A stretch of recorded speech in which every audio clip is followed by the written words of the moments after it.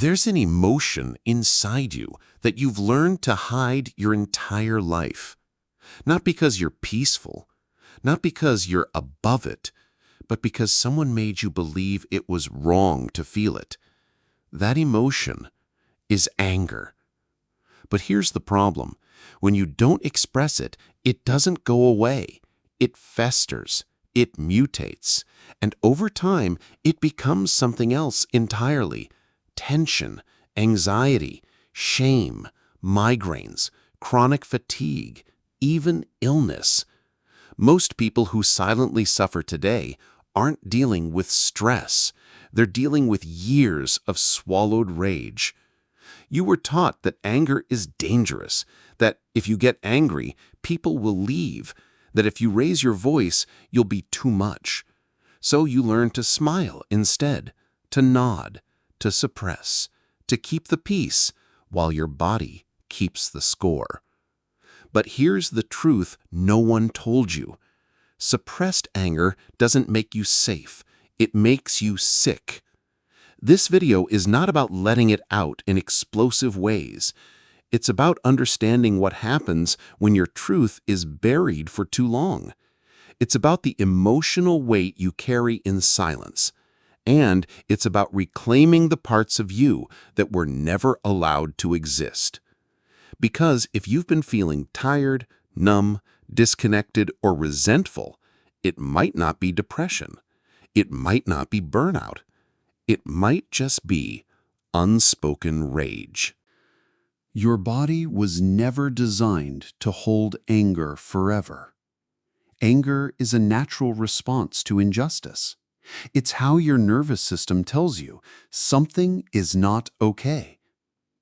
But what happens when every time you felt angry, you were punished, ignored, mocked, told to calm down? You learned that expressing yourself was unsafe. So your body found other ways to deal with it. You tightened your jaw. You held your breath. You tensed your stomach. You smiled through gritted teeth. And over time, that became your normal. But your body remembers. That tension turns into chronic pain. That silence becomes chest tightness. That self-denial becomes insomnia, ulcers, panic attacks. This isn't spiritual, it's neurological. When you repress an emotion, your nervous system stays in survival mode. It doesn't know the threat has passed because you never let it out. And here's the irony. You think you're avoiding conflict, but the real conflict is now inside of you every single day. The more you suppress, the more exhausted you become, because your body is doing the job your voice was meant to do. So if you've been waking up tired, wired, or numb, it might not be because you're broken. It might be because you're still carrying something that was never yours to carry alone. And your body can't do it anymore. People often say you're kind, that you're patient, that you never complain. And deep down, you've started to build your identity around this. But here's the question no one asks. What did you have to abandon in yourself to become that good person? The truth is, many good people are simply people who had no permission to be anything else. You weren't allowed to be angry. You weren't allowed to say no. You weren't allowed to push back.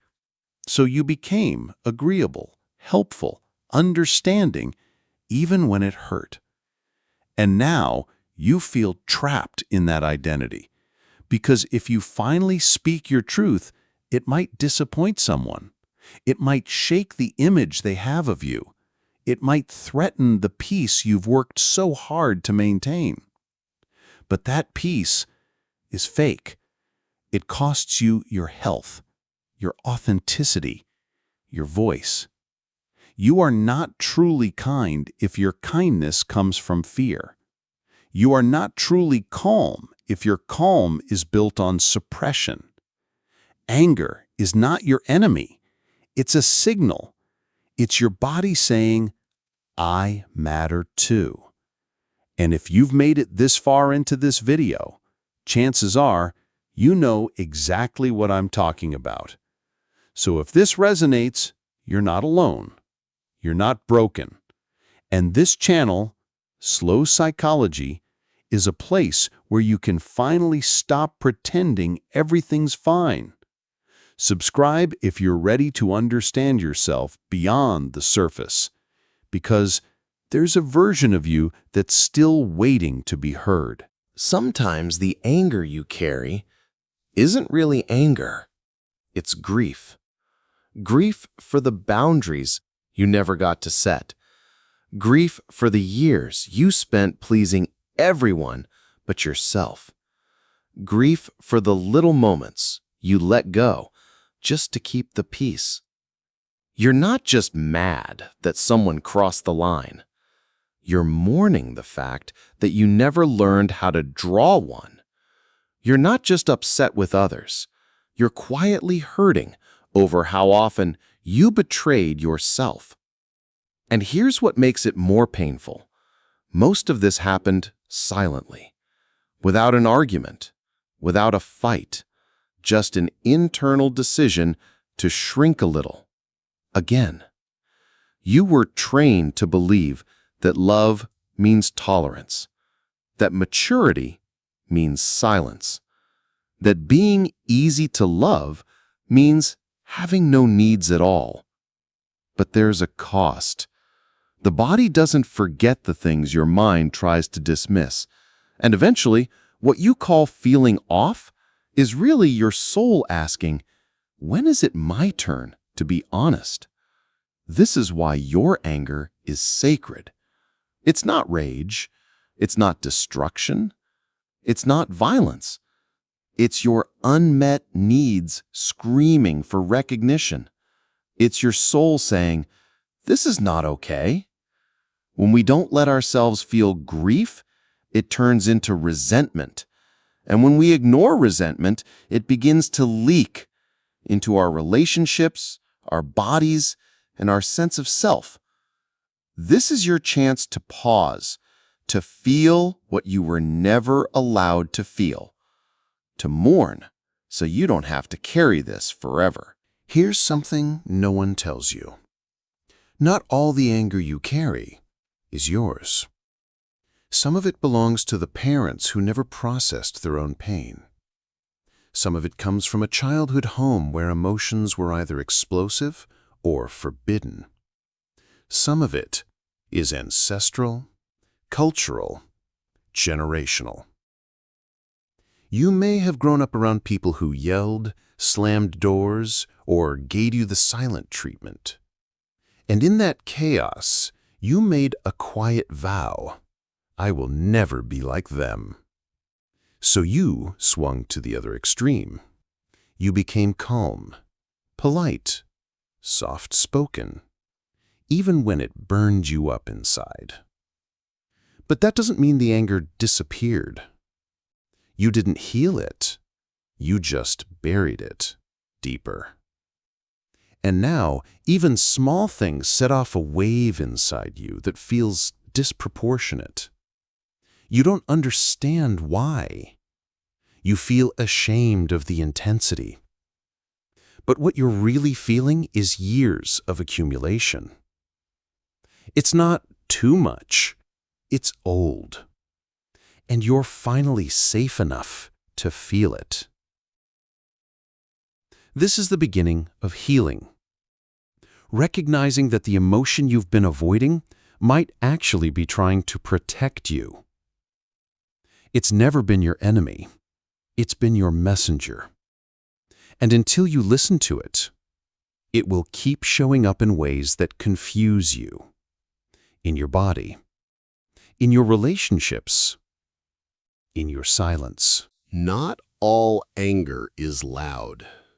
In fact, the most dangerous kind is the kind that goes unnoticed, even by you. It looks like withdrawal, like exhaustion that doesn't go away, like pretending you're fine when you're not. It looks like becoming overly nice because you're afraid of what would happen if you weren't. It shows up in your relationships as quiet resentment, in your body as chronic tension, in your thoughts as self-criticism. Sometimes anger doesn't explode, it implodes. It turns inward. And that's when you start calling yourself lazy, when you stop trusting your desires, when you numb yourself with distractions.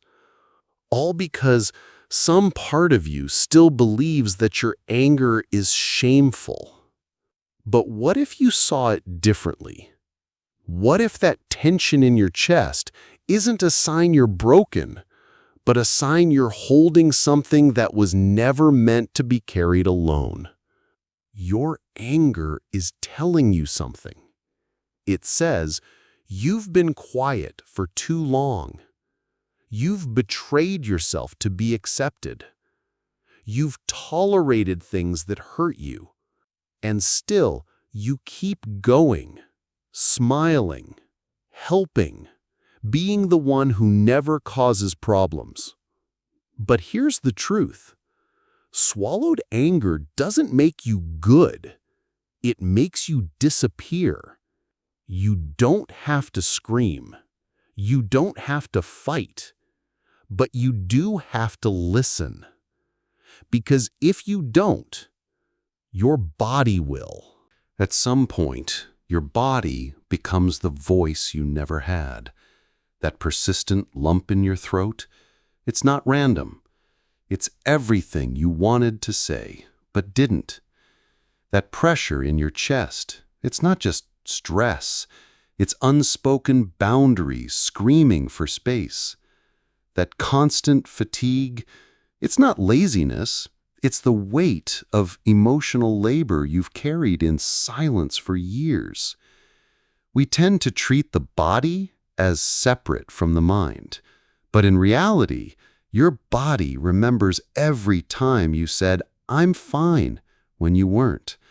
Every time you stayed silent to avoid disappointing someone. Every moment you denied your anger to protect the peace. But protecting peace outside often comes at the cost of inner war. And this is where the sickness begins. Not always in the form of illness you can diagnose, but in the form of disconnection, a subtle numbness, a life where you function, but you no longer feel.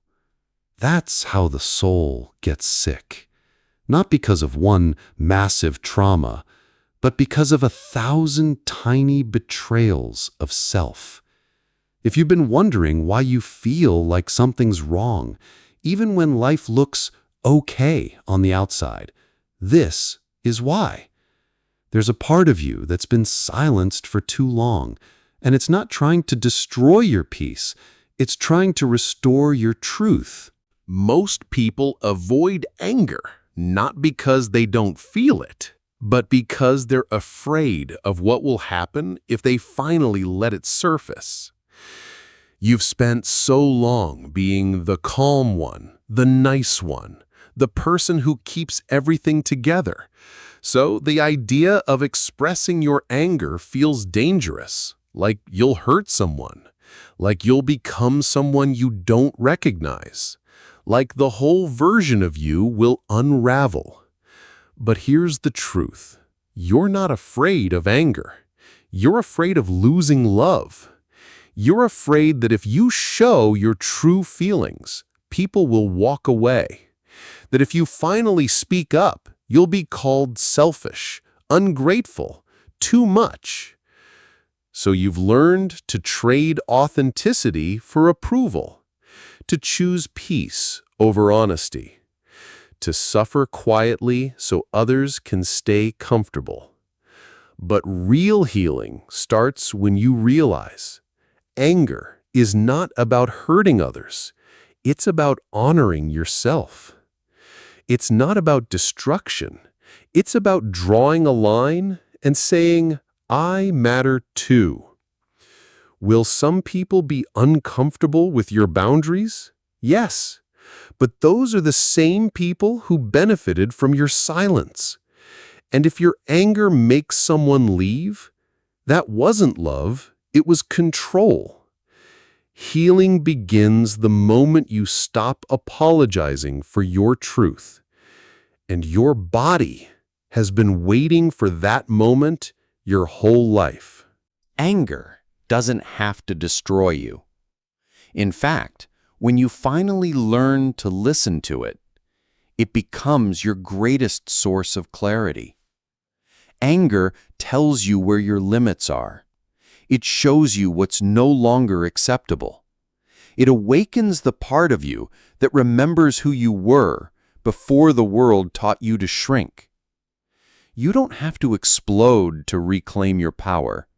You don't have to hurt others to heal yourself. Real power is calm, not because it's suppressing anything, but because it's rooted in truth. You can say no without guilt. You can protect your time, your body, your heart.